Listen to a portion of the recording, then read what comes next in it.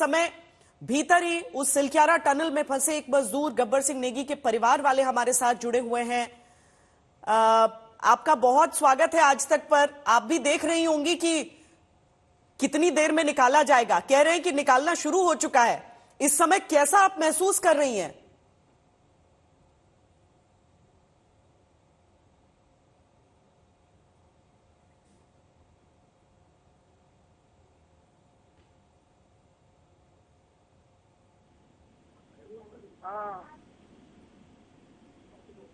अच्छा लग रहा हो। बाहर नहीं तो जाए तो मेरे को बहुत खुशी हो रही है। तो सब लोग मजदूर, सारे मजदूर बाहर नहीं तो जाए। टीवी से नजर नहीं हटा पा रही हैं इस समय आप?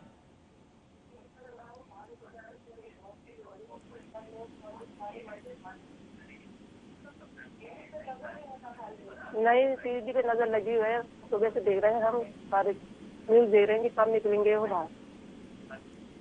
आज घर में आप लोग सब तैयारी करके रखी होंगी। वैसे तो सबने सुना कि अंदर से सब ठीक हैं, सकुशल हैं, स्वस्थ हैं, लेकिन अभी सबको देखा जाएगा कि ठीक से स्वास्थ्य है कि नहीं। अब कितनी जल्दी मिल लेना चाहती हैं निकलते ही? बस जल्दी से जल्दी आ जाए। जो बाहर हम जल्दी से जल्दी मिलना चाहते हैं उनको। क्या तैयारी करके रखी है? अब सारा मतलब दिवाली का त्योहार अभी मनेगा तो सारी तैयारी हो सकती है जी। अभी तक तो बाहर नहीं निकली ना जी, किसी भी समय निकल जाएंगे अब।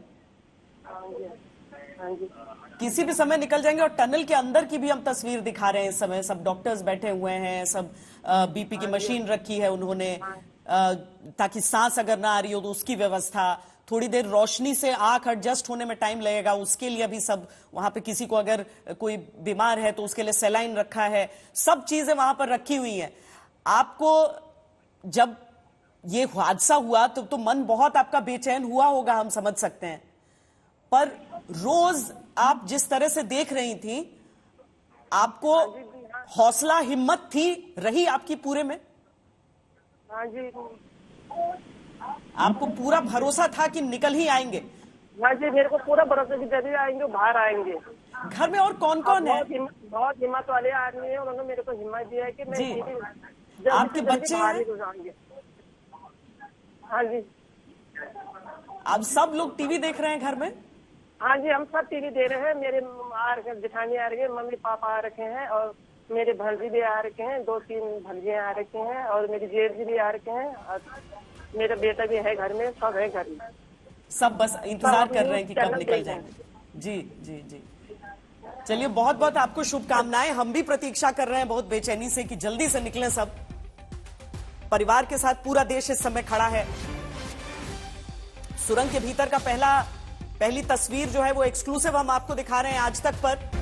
आप वहां पर डॉक्टरों की टीम को तैनात देख सकते हैं। पानी की व्यवस्था है, सलाइन की व्यवस्था है, बीपी मशीन रखे हुए हैं वहां पर। जो प्राथमिक दवाइयां चाहिए हो सकती हैं उनकी व्यवस्था है।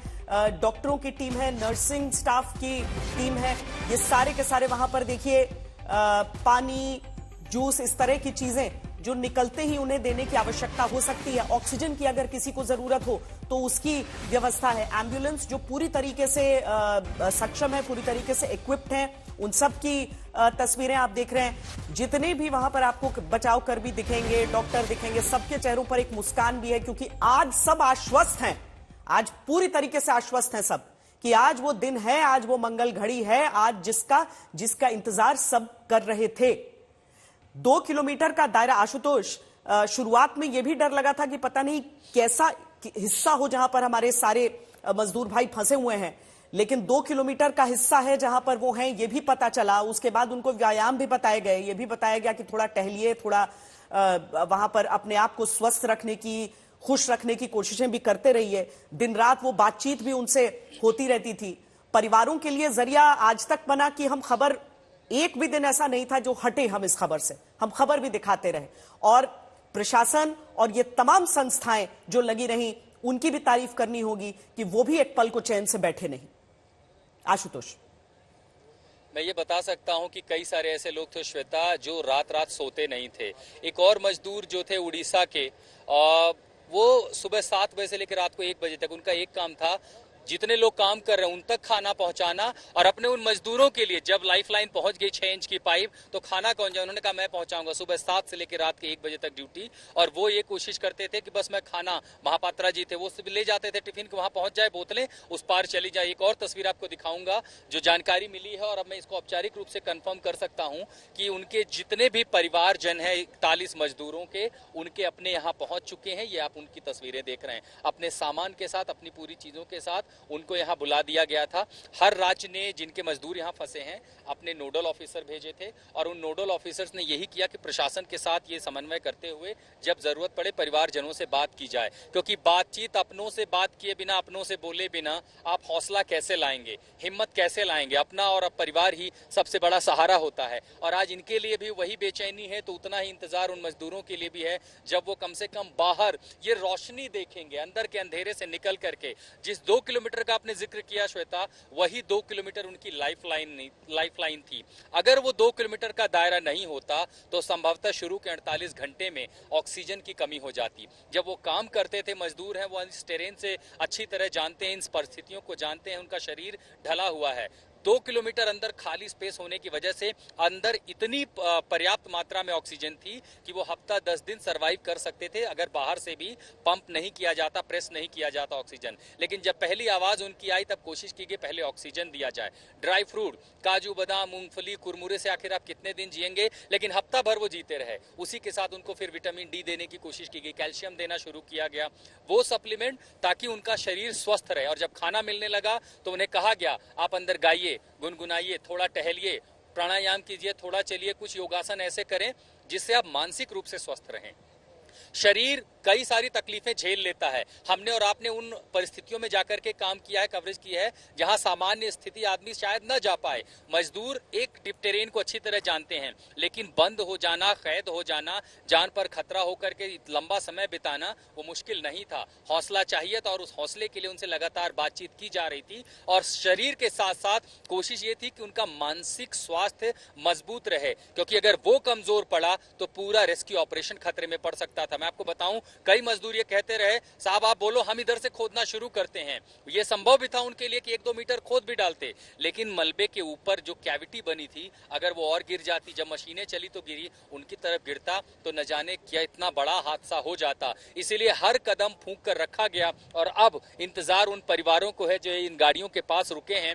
जैसे जैसे एम्बुलेंस में उनके अपने निकलेंगे, उनमें से हर परिवार के सदस्य को साथ भेजा जाएगा कि जाइए अब ये पल आपका है, यहाँ से जिंदगी आपकी है, अपने आप के साथ हैं, अब त्योहार मनाइए, खुशियां मनाइए, घर जाइए। हालांकि हमें जानकारी, मैं भी आपको बता दूं, सबका स्वास्थ्य बिल्कुल ठीक है।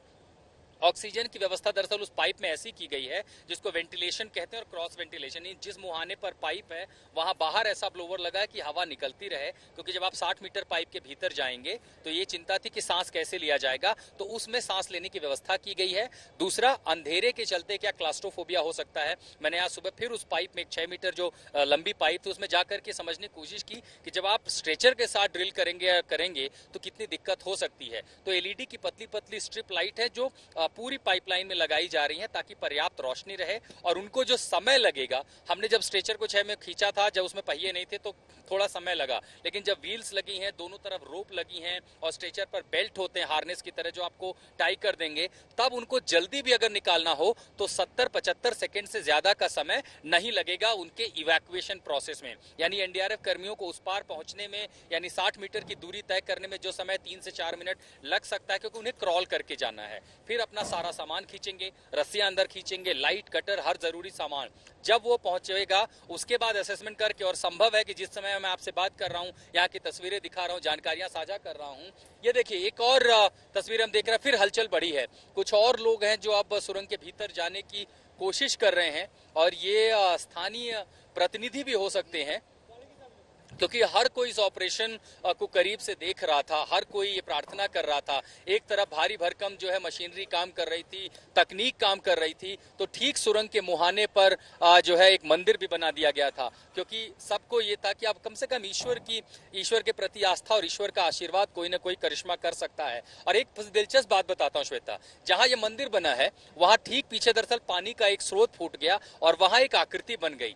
कल सबने ये मान लिया कि देखिए साक्षात शिव शंकर की आकृति यहाँ पर हुई है। आस्था हमारे बहुत चीजें मानती हैं और हम जब मानते हैं, मान्यता रखते हैं, विश्वास रखते हैं तो विश्वास की जीत भी हो सकती है। वो भगवान शंकर की आकृति हूबहू थी या नहीं थी, लेकिन लोगों का ये विश्वास था और तब से कल से कहने लगे, पूजा पाठ होने लगी कि अब तो साक्षात शंकर प्रकट हुए हैं। वाकई आशुतोष, क्योंकि दुनिया का कोई दूसरा देश एक तरफ, भारत में अपने घर में बैठे लोग हाथ जोड़कर प्रार्थना अगर करते हैं तो उन्हें लगता है उनका भी योगदान रहा। आज जब पंडित जी को बैठे हुए मैं वहां पर देख रही हूं बाबा बौखनाथ की उस छोटी सी मंदिर के सामने, तो उनके चेहरे पर भी वो आश्वासन दिख रहा है कि अब हम यहां पर हैं, बाबा बौखनाथ हैं और इनको अब यहां से बचाकर ले आया जाएगा।